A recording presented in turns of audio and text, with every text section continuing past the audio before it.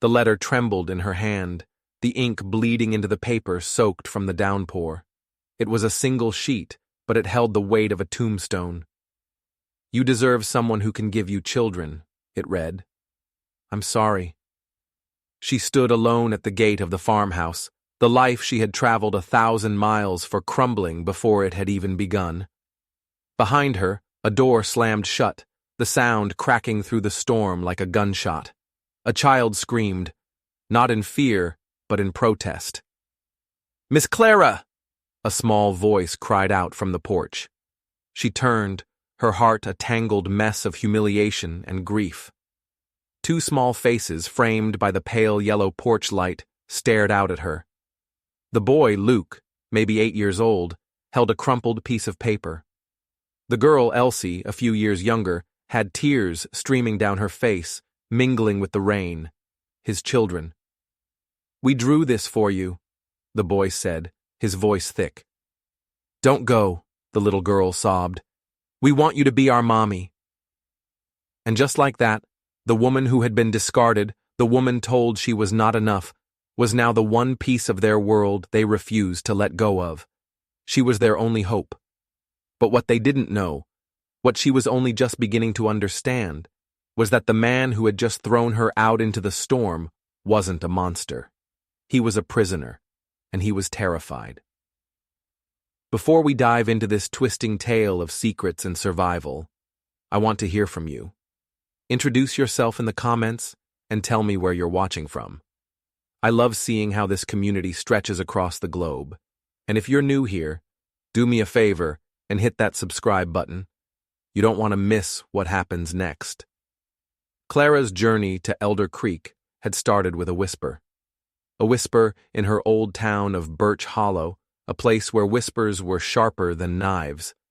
They called her cursed. The wagon accident that took her husband had also taken a piece of her, leaving her with a limp that was a constant visible reminder of her loss. Worse, it had left her barren. In a town like Birch Hollow, a woman's worth was measured in sons and Sunday service. Clara had neither. The whispers followed her everywhere, from the gloved hands of the women at the general store to the cold pity in the preacher's eyes. They said any man who touched her was bound for an early grave. They said her sorrow had soured her womb. Her little house on the edge of town was called Widow's End. It was a place of silence, of letters never sent, of a life lived in the shadows.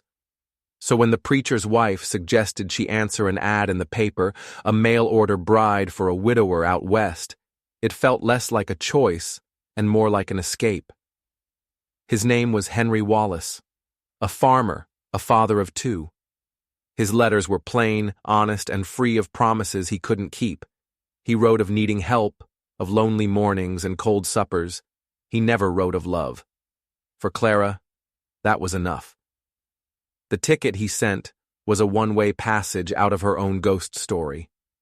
As the train pulled away from Birch Hollow, no one waved.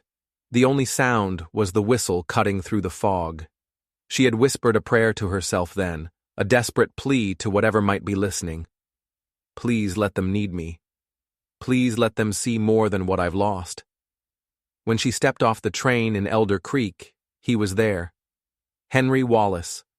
He was older than his picture, with streaks of gray in his beard and lines around his mouth that spoke of hardship, not laughter.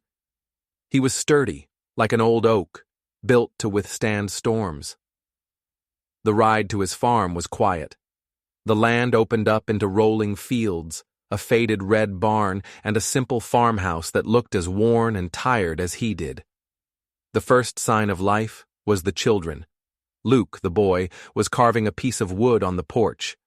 Elsie, the girl, peeked from behind the doorframe, her eyes wide and watchful. The first few days were a blur of tentative hope.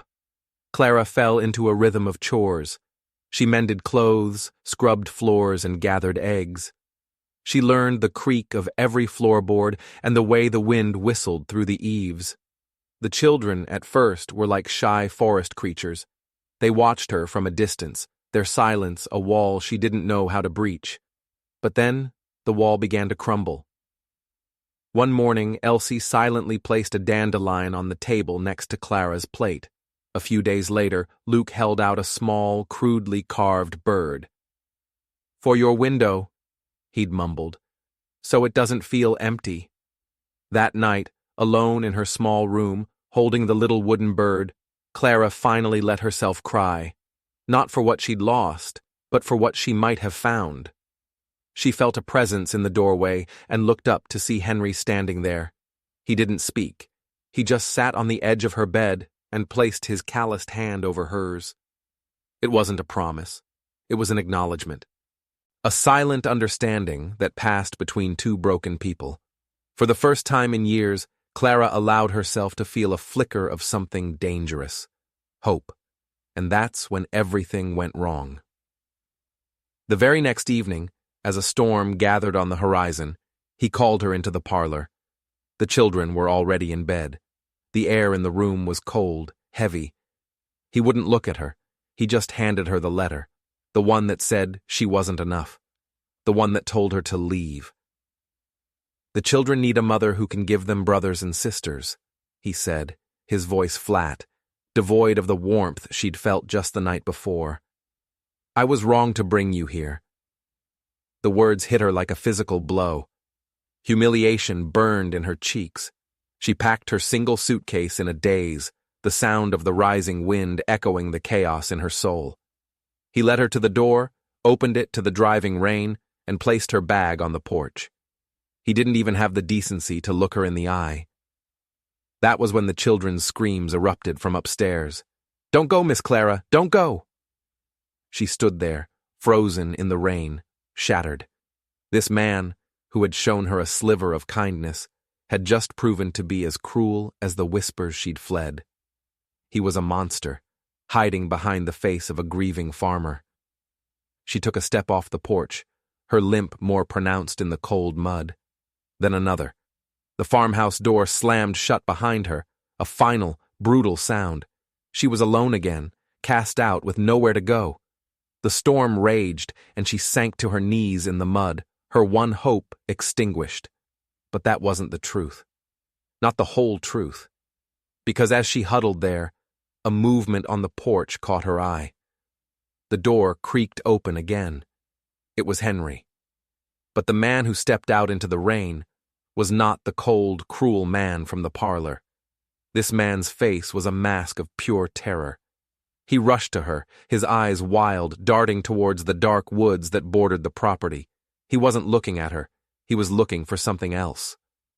"You have to go," he hissed, his voice trembling. He grabbed her arm, his grip surprisingly strong, and pulled her to her feet. "You have to run, now." "What are you talking about?" Clara stammered, confused by the sudden change. "You just threw me out." "It was a lie," he said, pushing a folded, damp piece of paper into her hand. It was different from the first letter. The handwriting was jagged, angry. "I had to make you leave. I had to make it look real." She unfolded it. The message was chillingly simple. Get rid of the outsider, or we take the children. Clara's blood ran cold. "Who wrote this?" "It doesn't matter," Henry said, his gaze fixed on the darkness. "They watch the house. They watch all of us. They think you're cursed, that you'll bring ruin to this place. I thought if I sent you away, they'd leave you alone. They'd leave us alone." Suddenly, it all clicked into place. The town's quiet suspicion, the children's unnatural silence, Henry's stoic distance. It wasn't just small-town gossip. It was something far more sinister. "They won't let you just walk away," he said, his voice cracking. "They'll follow you. You have to disappear. Run, Clara. Don't look back." He pressed a small pouch of money into her hand. "It's not much, but it's all I have. Go east. Lose yourself in a city. Please." She looked from the terrifying note to the desperation in his eyes, and then back towards the house where his children were huddled in fear. She had come here to escape her past, to find a place where she was needed. And here it was. Not in the way she had imagined, but in a way that was stark and terrifyingly real. This family wasn't just broken. They were hunted. and she was standing right in the middle of the trap. Clara looked down at the money in her hand, then back at Henry's terrified face. Running was what she had done her whole life. She ran from the whispers in Birch Hollow, from the ghost of her husband, from the pity in people's eyes. Her first instinct screamed at her to take the money and do it again. Disappear. Survive. But then she heard it. A faint sound from an upstairs window. Elsie, humming a lullaby. The same one Clara had hummed to her the night before when she'd had a bad dream. A fragile thread of trust, woven in the dark. And she knew she couldn't run. Not this time. "No," she said, her voice steadier than she felt. She pushed the pouch of money back into his hand. "I'm not leaving you. I'm not leaving them." Henry stared at her, a mixture of disbelief and horror on his face. "You don't understand. These people, they aren't just superstitious old women. This is a council. The mayor's wife, Agnes Templeton, she leads them. They control everything in this valley. The law, the businesses, everything. They make the rules. Then we fight them," Clara said, a strange sense of calm settling over her. The mud and rain didn't seem so cold anymore. "Fight them with what?" He scoffed, a bitter laugh escaping his lips. "They have this town in a chokehold. My first wife, Eleanor, she tried to fight them." His voice trailed off. The pain in his eyes was a raw, open wound. "What happened to her?" Clara asked softly. He shook his head, unable to speak. He just looked at her, his expression pleading. "Just go, Clara, before they decide you're not just a curse, but a threat." But it was too late. From the edge of the woods, a light flickered. A single lantern held aloft, then another, and another. They were forming a silent, menacing line, watching the farmhouse. Waiting. They knew she hadn't left. "Get inside," Henry whispered, shoving her toward the back of the house. "Go to the root cellar. Don't make a sound." He ran to the front porch, standing under the pale light, as if to shield the house with his own body. Clara didn't go to the cellar. She crept to the side of the house, peering through a grimy window into the parlor. The children were there, huddled together on the floor. Luke held a small, sharp-looking piece of metal in his hand. Elsie clutched a heavy cast-iron poker. They weren't just scared children. They were soldiers, trained for a siege. The scattered toys she'd seen on the porch when she first arrived. They weren't toys. The tin can on a string, the arrangement of polished stones. They were alarms. Warning systems. This family had been living under threat for a very long time. Clara's heart hammered against her ribs. She had thought Henry's secret was his grief, but his secret was a war. She had to know what they were fighting against. What had Eleanor, his first wife, discovered? Ignoring Henry's order, she slipped back inside the house, not to the cellar, but upstairs. To the room Eleanor had once shared with him. It was sparse, clean, almost like a guest room. But Clara had a feeling. People who are afraid of the future often hide pieces of the past. She ran her hands along the floorboards, under the bed, behind the loose panel of the wardrobe. Nothing. Then she saw it. A single, small book tucked deep inside the chimney flue, wrapped in oilcloth. A journal. Eleanor's journal. Her hands trembled as she opened it. The first few pages were filled with recipes, notes about the farm, sweet observations about her children. But then the tone shifted. The handwriting grew frantic, tighter. October 12th. Agnes Templeton visited today. She brought a pie. She said the town was a family, and families take care of their own. Her eyes, they are like chips of ice. She asked about the new well. Why does she care about our well? October 19th. Mr. Jenkins from the store seemed afraid of me. He wouldn't sell me the tonic I always buy. He said the council had advised against it. What council? November 3rd. Henry thinks I'm imagining things. He says it's just small-town ways. But it's more than that. I found a map in his father's old desk. It shows the water table for the whole valley. Our well, it sits on the main aquifer.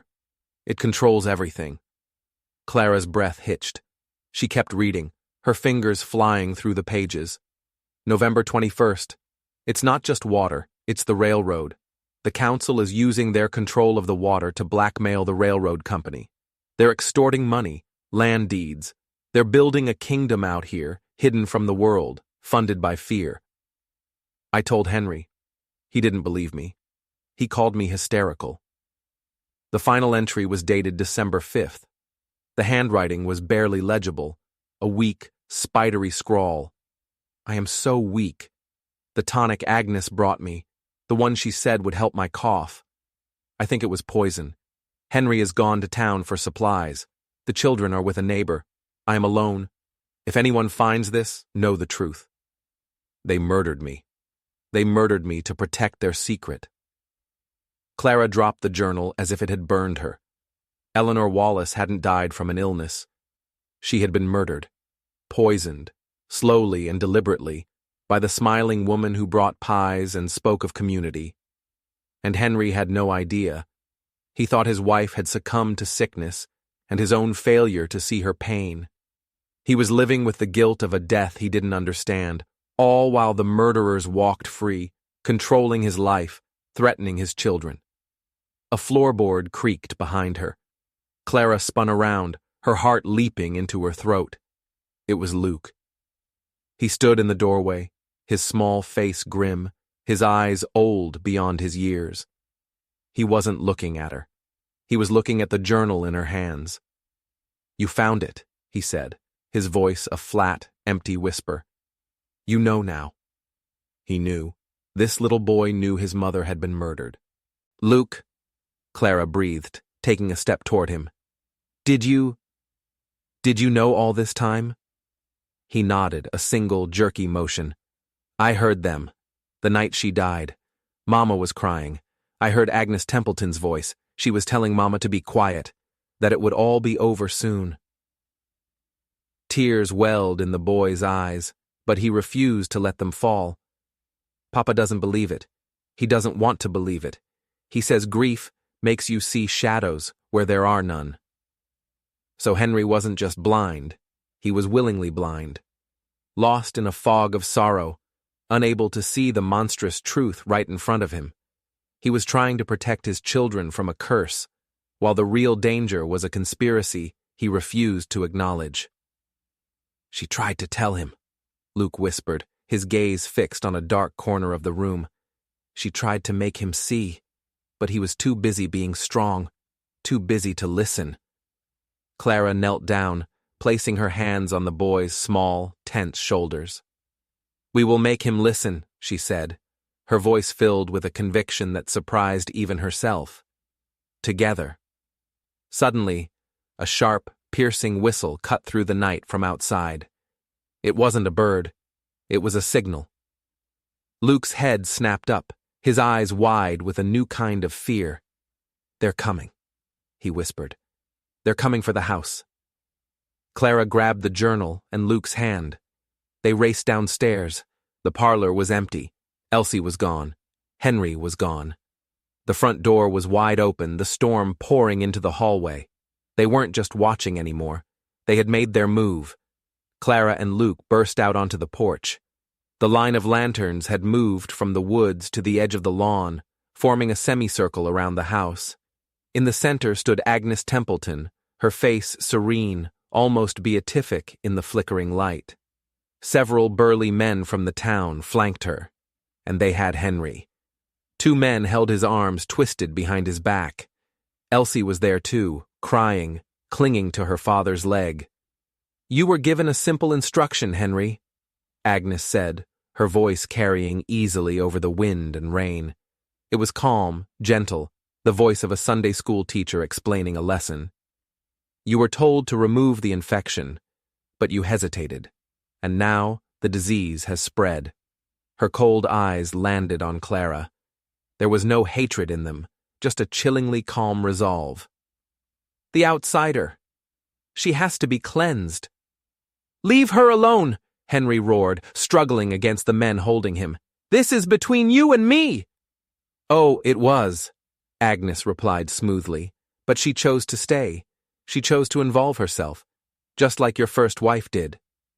She gave a small, sad smile. Eleanor was stubborn too. She refused to understand that the health of the community is more important than the desires of one person. "We have built a paradise here, Henry. A safe, orderly world. We can't allow outside influences to corrupt it." "You murdered her!" Clara screamed, stepping forward, holding up the journal. "I know what you did! It's all in here!" Agnes Templeton's smile didn't waver. "A diary? The sad ramblings of a sick, hysterical woman? Who will believe you? A crippled, barren outcast nobody wants?" She gestured to one of the men. "Take her." The man started toward the porch. Luke stepped in front of Clara, holding up the small piece of sharpened metal he'd been carrying. It was a pathetic defense, but he stood his ground, a tiny warrior protecting his last hope. Clara's mind raced. They were trapped, outnumbered. The town was a fortress, and Agnes was its queen. Henry was helpless, the children were terrified, and the only proof she had was a book they could easily burn. She was out of options, out of time. And then a new sound cut through the storm. The thundering of horse hooves, fast and urgent, coming down the main road. It wasn't one horse, it was several. A group of riders burst through the trees, not townsfolk, but strangers clad in dark dusters. They were armed. At their lead was a man with a grim, leathery face and cold, calculating eyes. He wore a tarnished silver star on his chest. He reined his horse to a halt between the town council and the farmhouse. His eyes scanned the scene. Henry held captive, the frightened children, Clara on the porch, and Agnes Templeton's serene, menacing face. Agnes's smile finally faltered. "Sheriff Tolman," she said, her voice tight. "What are you doing here? This is outside your jurisdiction."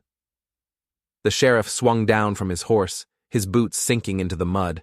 He didn't look at Agnes. His gaze was fixed, with an unnerving intensity, on Henry Wallace. "I'm not here on official business," Sheriff Tolman said, his voice a low growl. "I'm here for him." He pointed a finger directly at Henry. "I have a warrant for the arrest of Henry Wallace," he declared, his voice booming across the lawn, "for the murder of his wife, Eleanor Tolman Wallace." Clara felt the world tilt on its axis. Eleanor Tolman Wallace. The sheriff wasn't a random lawman. He wasn't there to save them. He was Eleanor's brother, and he had come to arrest Henry.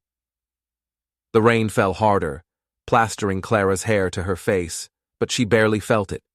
The scene before her had devolved into a nightmare from which there was no escape. On one side, a murderous town council led by a smiling tyrant. On the other, a grieving sheriff, armed and deputized, convinced that Henry was a killer. And in the middle was Henry, a man trapped not only by his enemies, but by his own guilt and ignorance. "Murder?" Henry choked out, his face a canvas of confusion and pain. "Eleanor was sick. She died of a fever." Sheriff Tolman took a slow step forward, his hand resting on the butt of his pistol. "That's the story you told everyone, Wallace. A convenient story. My sister was strong, healthy. Then she marries you, moves to this godforsaken valley, and suddenly she's dead? I never believed it." He pulled a folded piece of paper from his coat. "I've spent years investigating you. I have sworn statements from folks back east. You were in debt. Her life was insured. You wanted this land, and she was in your way." The accusations hung in the air, each one a nail in Henry's coffin. Agnes Templeton watched the exchange with a look of cold, calculating amusement. This was better than she could have planned. The sheriff was doing her dirty work for her. He would remove Henry, and she could deal with the cursed outsider and the inconvenient children at her leisure. "That's a lie!" Clara shouted, her voice shaking but clear. She held up the journal again. "The truth is in here. Your sister discovered a secret. This town, this council, they're criminals. They poisoned her to keep her quiet." Tolman barely glanced at her. "And who are you? The new wife? The mail-order bride who moved in before my sister's body was even cold in the ground? You're an accomplice." "No!" Elsie screamed, breaking free from her father's side and running towards her uncle, a man she had likely never met. "Papa didn't hurt Mama. It was her, the lady with the pie." Elsie pointed a trembling finger directly at Agnes Templeton. A flicker of something, doubt, confusion, crossed the sheriff's face. He looked from his sobbing niece to the serene, unshakable mayor's wife. Agnes let out a soft, pitying sigh. The poor child, so confused. Grief does terrible things to a young mind. She needs a proper home, Sheriff, a stable environment, not this. She waved a dismissive hand at Clara and the chaotic scene. It was a masterstroke of manipulation. Agnes was painting herself as the town's concerned, benevolent leader, and Henry and Clara as unstable, dangerous influences. Clara knew she had only seconds to act. Tolman was a man driven by grief and a thirst for justice, but his justice was aimed at the wrong target. She had to give him a new one. "You want proof, Sheriff?" Clara called out, her voice ringing with newfound authority. "You think I'm lying? Then search her house. Search Agnes Templeton's house. Your sister wrote it all down. The poison she used was a specific herbal tonic, a special blend from Mrs. Templeton's own garden." A small, almost imperceptible tightening in Agnes's jaw told Clara she had hit a nerve. "This is absurd," Agnes said coolly. "You have no right to search my property." "I have a dead sister," Tolman growled, his eyes narrowing on Agnes. He was a hound who had just caught a new scent. "That gives me all the right I need. 2 of my men will go with you, Wallace," he said, nodding at Henry. "You'll show them where Agnes lives. The rest of you," he barked at the stunned townspeople, "stay right where you are." It was a gamble, but it was their only one. 2 of the sheriff's deputies untied Henry, their expressions still wary, and escorted him off into the darkness toward the center of town. Agnes Templeton's composure finally cracked. A flash of pure fury crossed her face before being replaced by her placid mask. The rest of them stood in a tense, silent standoff in the rain. Clara, the children, the sheriff, and the council members all waiting.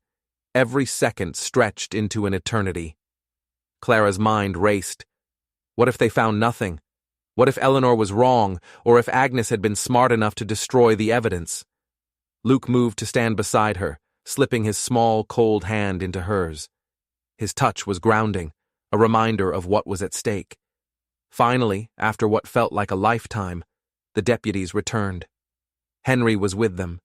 His face was pale, his eyes wide with a dawning, sickening horror.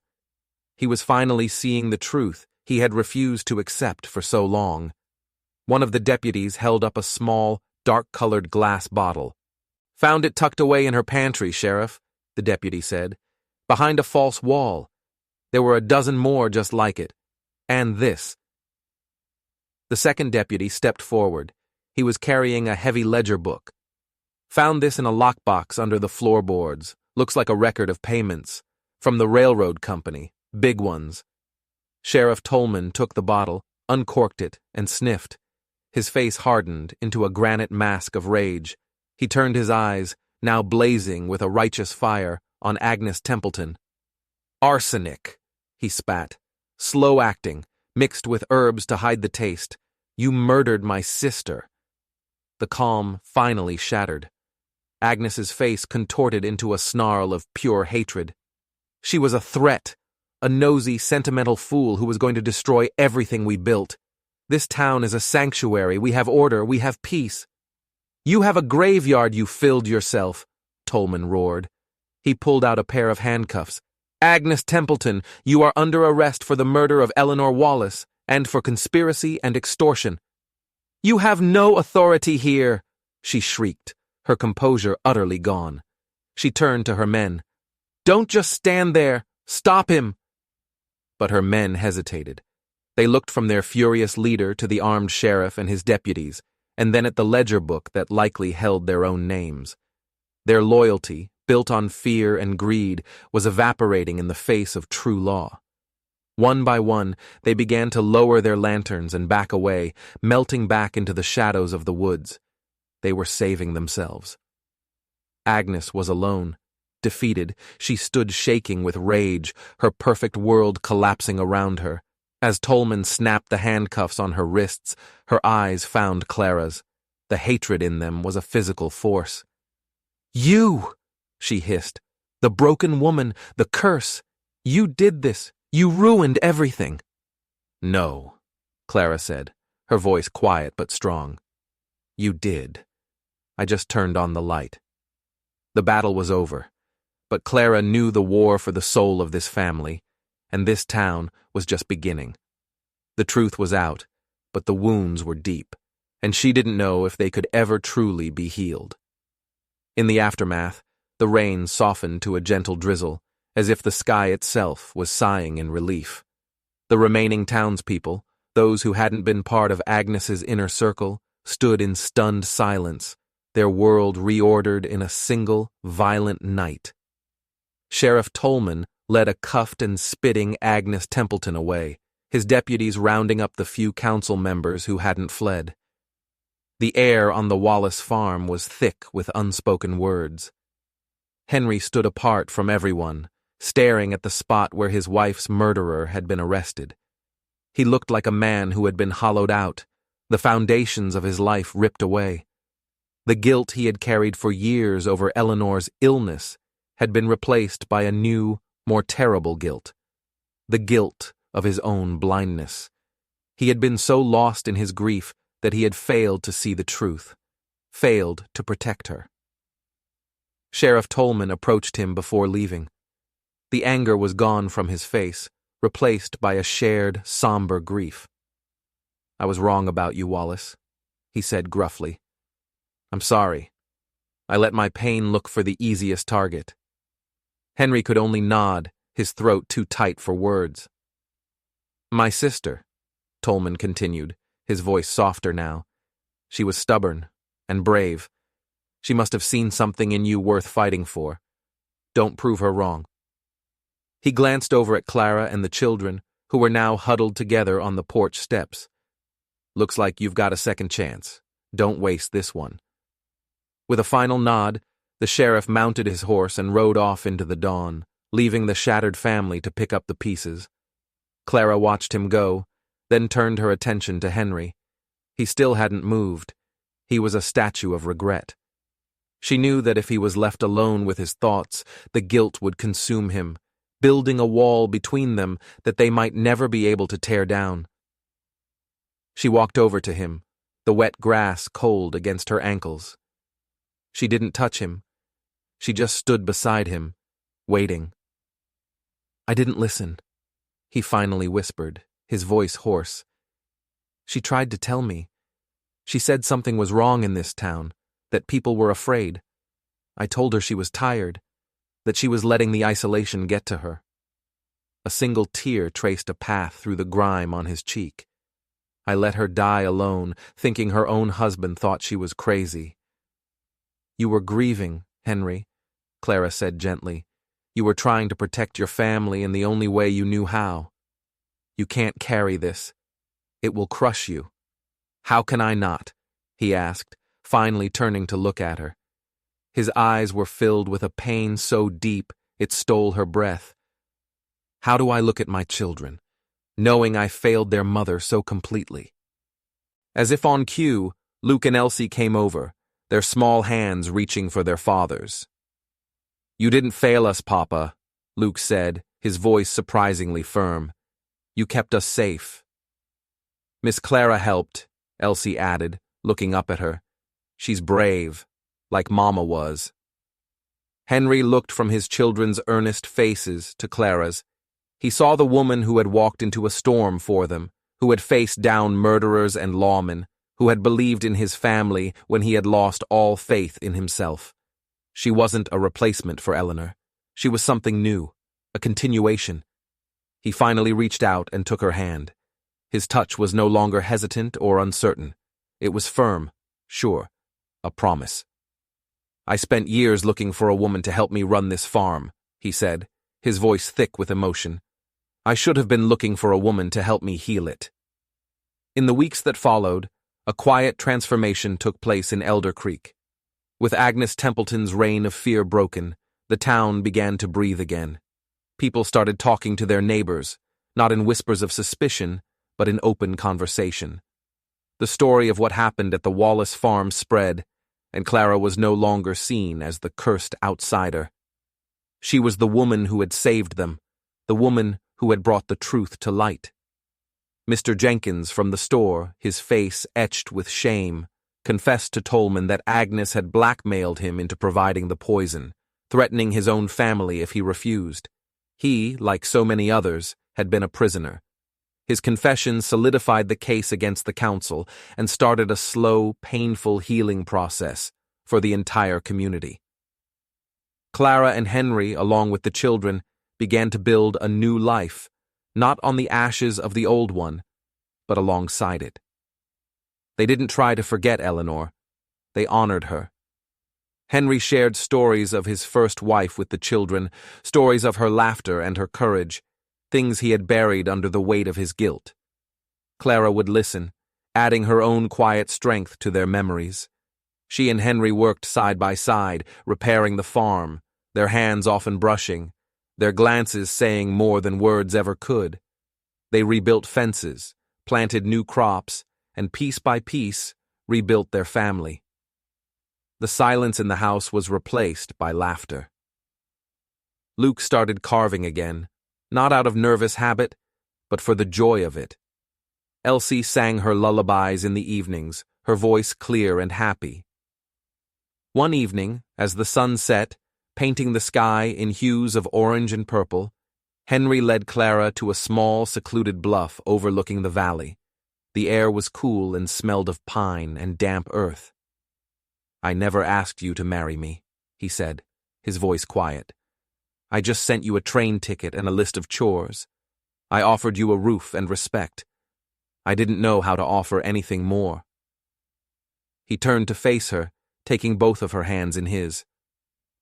"Clara, you came here looking for a home, but you gave us one. You walked into the darkest chapter of our lives, and you weren't afraid. You saw the broken pieces in me, in all of us, and you weren't scared away." He reached into his pocket and pulled out not a ring, but a small, intricately carved wooden bird, much finer than the one Luke had given her. It was a perfect match to the one on her windowsill. "I don't have much to offer," he said, his voice cracking. "Just a damaged farm and a damaged heart.